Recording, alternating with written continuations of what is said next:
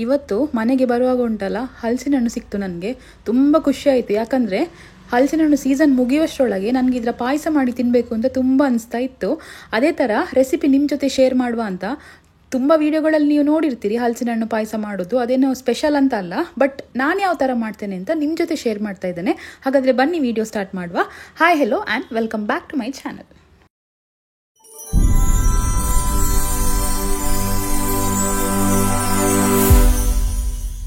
ನಮ್ಮ ಸೈಡೆಲ್ಲ ಉಂಟಲ್ಲ ಈ ಪಾಯಸಕ್ಕೆ ತೆಂಗಿನ ಹಾಲೇ ಯೂಸ್ ಮಾಡೋದು.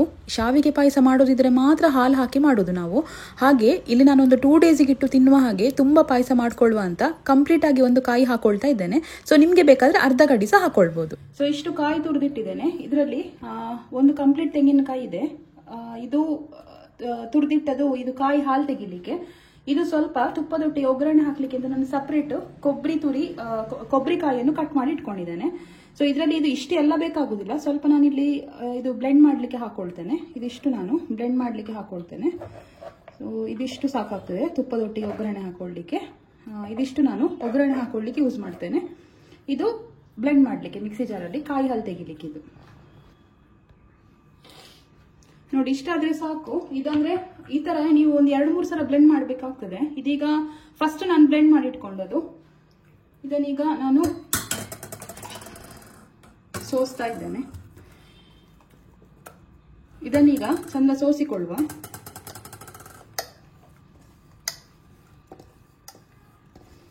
ಕಂಪ್ಲೀಟ್ ಇದ್ರ ಹಾಲು ತೆಗಿಬೇಕು.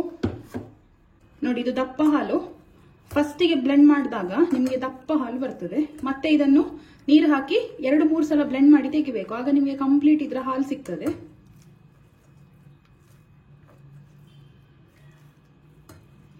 ಸೊ ನೋಡಿ ಇದಿಷ್ಟು ಉಳಿದಿದೆಲ್ಲ, ಇದನ್ನು ಮತ್ತೆ ಮಿಕ್ಸಿ ಜಾರಿಗೆ ಹಾಕಿ ನೀರು ಹಾಕಿ ಬ್ಲೆಂಡ್ ಮಾಡಿಕೊಂಡು ಮತ್ತೆ ಹಾಲು ತೆಗೆಯುವಂಥದ್ದು. ನೋಡಿ ಇಷ್ಟು ಕಾಯಿ ಹಾಲು ಸಿಕ್ತು. ಇದಕ್ಕೆ ಅಂದ್ರೆ ಇದು ನಾವು ಪಾಯಸ ಮಾಡುವಾಗ ಸ್ವಲ್ಪ ಜಾಸ್ತಿ ನಿಮಗೆ ಪಾಯಸ ಬೇಕು ಅಂತ ನೀರು ಹಾಕೊಳ್ಬಹುದು, ಬಟ್ ಇದು ತುಂಬಾ ದಪ್ಪ ಇದೆ. ನಾನಂದ್ರೆ ಕಮ್ಮಿ ನೀರು ಹಾಕಿ ಹಾಲು ತೆಗೆದದು. ಸೊ ಇದೀಗ ಒಂದು ಸೈಡಲ್ಲಿ ಇಡ್ತೇನೆ. ನೆಕ್ಸ್ಟ್ ನಾವು ಹಲಸಿನ ಹಣ್ಣು ಉಂಟಲ್ಲ, ಜಾಕ್ ಫ್ರೂಟ್, ಅದನ್ನು ಸಣ್ಣ ಸಣ್ಣ ಪೀಸ್ ಆಗಿ ಕಟ್ ಮಾಡ್ಕೊಳ್ಳುವ.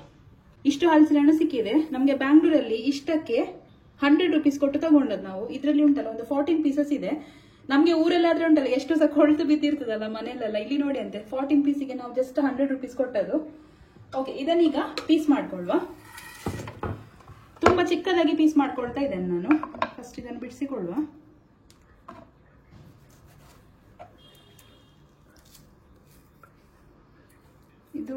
ಇದರ ಸೀಡ್ ನಾನು ಸಪರೇಟ್ ಇಡ್ತಾ ಇದ್ದೇನೆ.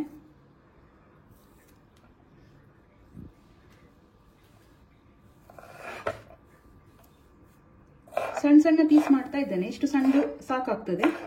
ಅಂದ್ರೆ ಇದು ಪೇಸ್ಟ್ ಅಂದ್ರೆ ಕೆಲವರು ಪೇಸ್ಟ್ ಮಾಡಿ ಹಾಕೊಳ್ತಾರೆ. ನಾನು ಪೇಸ್ಟ್ ಮಾಡ್ತಾ ಇಲ್ಲ. ಯಾಕಂದ್ರೆ ನಾವು ಪಾಯಸ ತಿನ್ನುವಾಗ ಉಂಟಲ್ಲ ಬಾಯಿಗೆ ಇದು ಸಿಗ್ಬೇಕು. ಕೊಬ್ಬರಿ ಮತ್ತೆ ಇದು ಬಾಯಿಗೆ ಸಿಕ್ಕಿದ್ರೆ ಗೇರು ಬೀಜ ದ್ರಾಕ್ಷಿ ಒಟ್ಟಿಗೆಲ್ಲ ಗೋಡಂಬಿ ಒಟ್ಟಿಗೆಲ್ಲ ಸಿಕ್ಕುವಾಗ ಒಳ್ಳೇದಾಗ್ತದೆ ತಿನ್ಲಿಕ್ಕೆ, ತುಂಬಾ ಟೇಸ್ಟ್ ಆಗ್ತದೆ.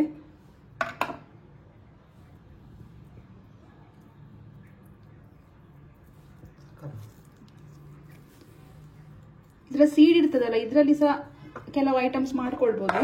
ಹಾಗೆ ನಾನು ಸೀಡ್ ಸಪರೇಟ್ ಇಟ್ಕೊಳ್ತಾ ಇದ್ದೇನೆ. ಯಾವ್ದಾದ್ರು ಒಂದು ಐಟಮ್ ಮಾಡ್ಬೋದಲ್ಲ ಅದರಲ್ಲಿ ಸಹ. ಸೊ ಎಲ್ಲ ನಾನು ಕಟ್ ಮಾಡಿ ಇಟ್ಕೊಳ್ತಾ ಇದ್ದೇನೆ. ನೋಡ್ತೇನೆ ನಾನು ಎಲ್ಲ ಬೇಕಾಗ್ತದಾ ಹೇಗೆ ಅಂತ ನೋಡ್ತೇನೆ ನಾನು. ಇಷ್ಟು ಸಣ್ಣ ಆದ್ರೆ ಕರೆಕ್ಟ್ ಬರ್ತದೆ.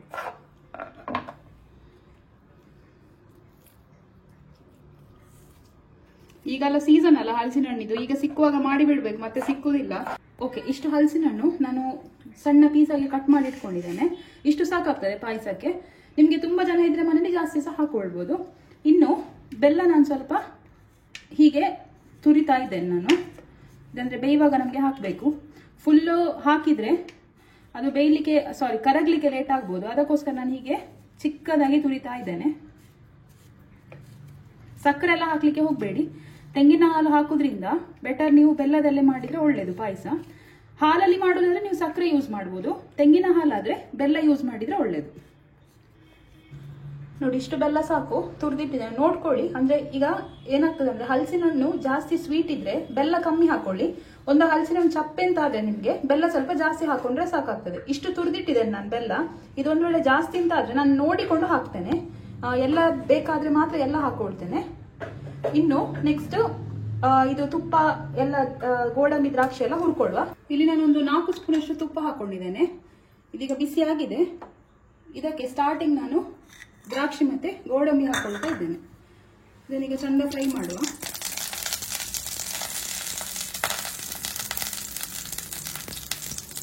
ಸೊ ಸ್ವಲ್ಪ ಲೋ ಫ್ಲೇಮಲ್ಲಿ ಇಟ್ಕೊಳ್ಳಿ, ಯಾಕಂದ್ರೆ ಇದು ಕಪ್ಪಾಗಿ ಹೋಗ್ಬೋದು.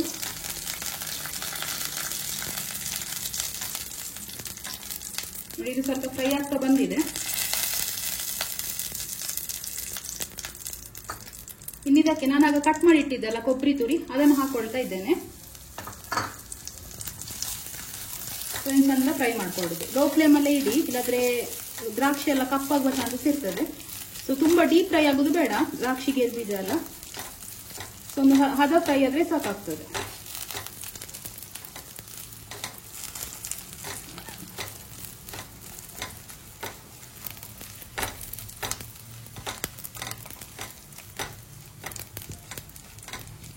ಇಷ್ಟು ಫ್ರೈ ಆದ್ರೆ ಸಾಕು.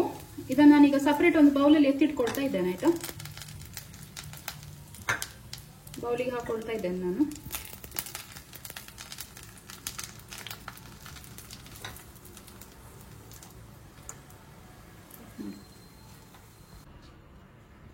ಓಕೆ, ಈಗ ಹುರಿದಿಟ್ಕೊಂಡ ದ್ರಾಕ್ಷಿ, ಗೇರು ಬೀಜ, ಕಾಯಿ, ಕೊಬ್ಬರಿ ಎಲ್ಲ ಒಂದು ಸೈಡಿಗೆ ಬೌಲಲ್ಲಿ ಎತ್ತಿಟ್ಕೊಂಡಿದ್ದೇನೆ. ಇನ್ನಿದ್ರಲ್ಲಿ ತುಪ್ಪ ಉಳಿದಿದೆಲ್ಲ, ಇದಕ್ಕೆ ನಾನು ಎಕ್ಸ್ಟ್ರಾ ಹಾಕ್ತಾ ಇಲ್ಲ. ಈ ಕಟ್ ಮಾಡಿ ಇಟ್ಕೊಂಡಂತ ಹಲಸಿನ ಹಣ್ಣಿನ ಪೀಸ್ ಹಾಕೊಳ್ತಾ ಇದ್ದೇನೆ ನಾನು. ಗ್ಯಾಸ್ ಆದಷ್ಟು ಲೋ ಫ್ಲೇಮಲ್ಲಿ ಇಟ್ಕೊಂಡು ಹುರಿರಿ. ಹೈ ಫ್ಲೇಮ್ ಇದ್ರೆ ಕತ್ತೋಗುವ ಚಾನ್ಸಸ್ ಇರ್ತದೆ.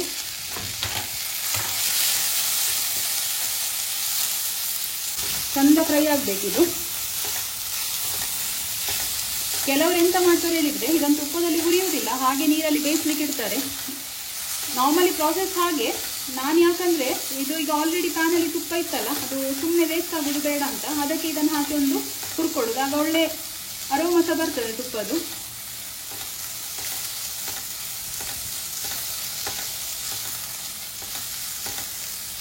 ಹಲಸಿನ ಹಣ್ಣು ತುಪ್ಪದಲ್ಲಿ ಹುರಿಯುವಾಗ ಉಂಟಲ್ಲ, ಒಂದು ಒಳ್ಳೆ ಸ್ಮೆಲ್ ಬರ್ತದೆ. ಆಯ್ತಾ, ನನಗೆ ಈ ಹಲಸಿನ ಹಣ್ಣು ಪಾಯಸ ಅಂದರೆ ತುಂಬ ಇಷ್ಟ.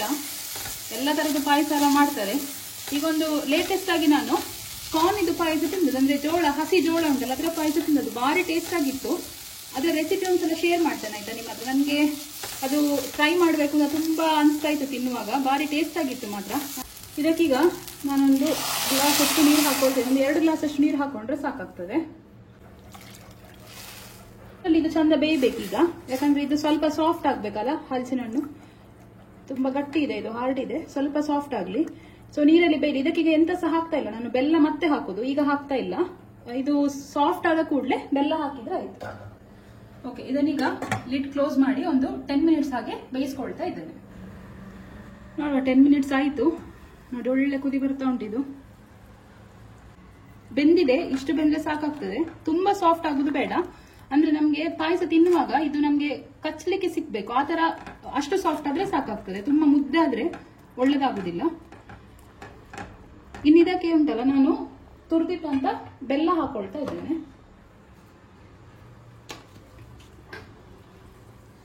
ಬೆಲ್ಲ ನೋಡ್ಕೊಂಡು ಹಾಕೊಳ್ಳಿ, ಎಲ್ಲ ಹಾಕೊಳ್ಳಿಕ್ಕೆ ಹೋಗ್ಬೇಡಿ. ನೋಡಿ, ನಾನು ಇಷ್ಟು ಹಾಕೊಳ್ತಾ ಇದ್ದೇನೆ. ಈಗ ನೋಡುವ, ಬೇಕಾದ್ರೆ ನಾನು ಎಕ್ಸ್ಟ್ರಾ ಆಡ್ ಮಾಡ್ಕೊಳ್ತೇನೆ ಮತ್ತೆ. ಒಂದ್ ವೇಳೆ ನೀವು ತೆಂಗಿನ ಹಾಲು ಹಾಕಿ ಆದ್ಮೇಲೆ ನಿಮ್ಗೆ ಸ್ವೀಟ್ ಕಡಿಮೆ ಆಯ್ತು ಅಂತ ಅನ್ಸಿದ್ರೆ ಮತ್ತೆ ಎಕ್ಸ್ಟ್ರಾ ಬೆಲ್ಲ ನೀವು ಆಡ್ ಮಾಡ್ಕೊಂಡ್ರೆ ಸಾಕು. ನಾನು ಚಿಕ್ಕದಾಗಿ ತುರಿದಿಟ್ಟದ್ರಿಂದ ಇದು ಕರಗ್ಲಿಕ್ಕೆ ಜಾಸ್ತಿ ಟೈಮ್ ತಗೊಳ್ಳೋದಿಲ್ಲ. ನೀವು ದೊಡ್ಡ ದೊಡ್ಡ ಪೀಸ್ ಹಾಕಿದ್ರೆ ಉಂಟಲ್ಲ, ಕರಗ್ಲಿಕ್ಕೆ ತುಂಬಾ ಟೈಮ್ ತಗೊಳ್ತದೆ ಬೆಲ್ಲ. ಇದು ಕುದಿ ಬರ್ತಾ ಇದೆ.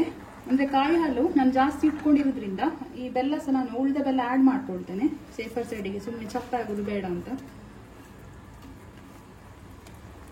ಸೊ ಬೇಗ ಕರಗಿದ್ದು ಬೆಲ್ಲ, ಜಾಸ್ತಿ ಟೈಮ್ ತಗೊಳ್ಳಿಲ್ಲ.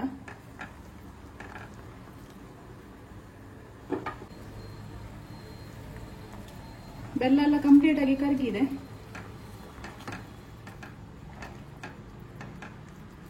ಓಕೆ, ಇಷ್ಟಾದ್ರೆ ಸಾಕು. ನೆಕ್ಸ್ಟ್ ಇದಕ್ಕೆ ನಾನು ಆಗ ನಾನು ಕಾಯಿ ಹಾಲು ತೆಗೆದಿಟ್ಟುಕೊಂಡಿದ್ದೆ ನೋಡಿ, ಅದನ್ನು ಹಾಕೊಳ್ತಾ ಇದ್ದೇನೆ.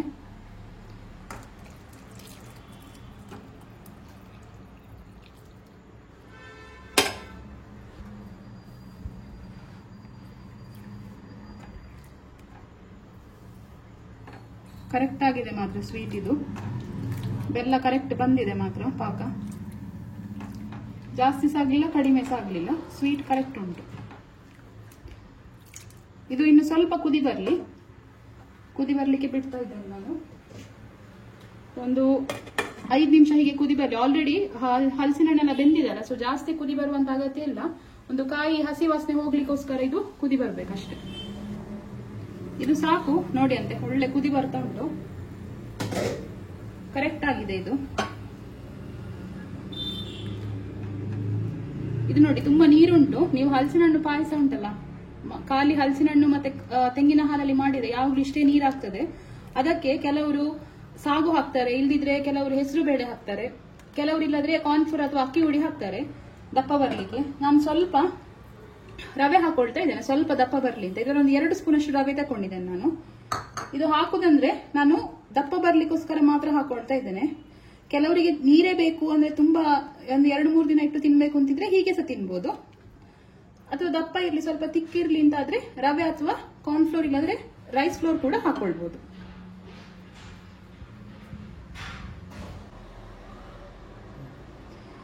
ಈಗ ಇದು ಕುದಿ ಬರ್ತಾ ಉಂಟು, ಲೋ ಫ್ಲೇಮ್ ಅಲ್ಲಿ ಇಟ್ಟಿದ್ದೇನೆ. ಇನ್ನು ನಾನು ಸ್ವಲ್ಪ ಕಲರ್ ಬರ್ಲಿ ಅಂತ ಕೇಸರಿ ಹಾಕ್ತಾ ಇದ್ದೇನೆ. ಇದು ಕಲರಿಗೂ ಆಯ್ತು, ಒಳ್ಳೆ ಫ್ಲೇವರ್ ಕೂಡ ಕೊಡ್ತದೆ ಕೇಸರಿ.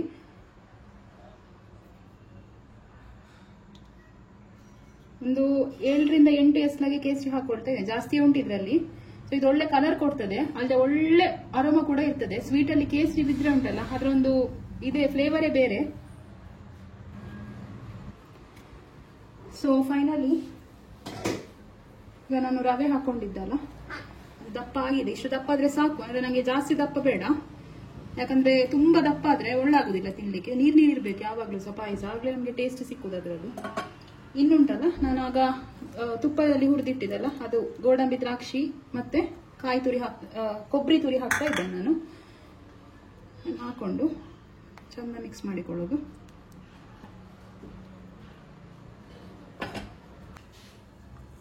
ಇನ್ನು ಲಾಸ್ಟಿಗೆ ತುಪ್ಪ ಹಾಕೊಳ್ತಾ ಇದ್ದೇನೆ.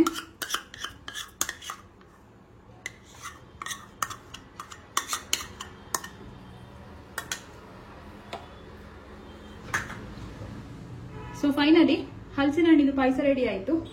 ನೋಡಿ ಅಂದ್ರೆ ಎಷ್ಟು ತುಂಬಾ ಒಳ್ಳೇದಾಗ್ತದೆ. ಇದು ಮನೇಲಿ ಟ್ರೈ ಮಾಡಿ, ತುಂಬಾ ಈಸಿ ಇದೆ ರೆಸಿಪಿ ಕೂಡ. ಸೊ ನಿಮ್ಗೆ ಇಷ್ಟ ಆಯ್ತು ಅಂತ ಅನ್ಕೊಳ್ತೇನೆ. ಯಾರಿಗೆಲ್ಲ ಇದು ಇಷ್ಟ ಆಯ್ತು ರೆಸಿಪಿ ಮನೇಲಿ ಟ್ರೈ ಮಾಡಿ ನನಗೆ ಕಮೆಂಟ್ ಸೆಕ್ಷನ್ ಅಲ್ಲಿ ತಿಳಿಸಿ. ಸೊ ಸಿಗುವ ಮತ್ತೆ ಹೊಸ ವಿಡಿಯೋದೊಂದಿಗೆ. Till then take care, bye bye, and don't forget to subscribe our Pepper Hub YouTube channel.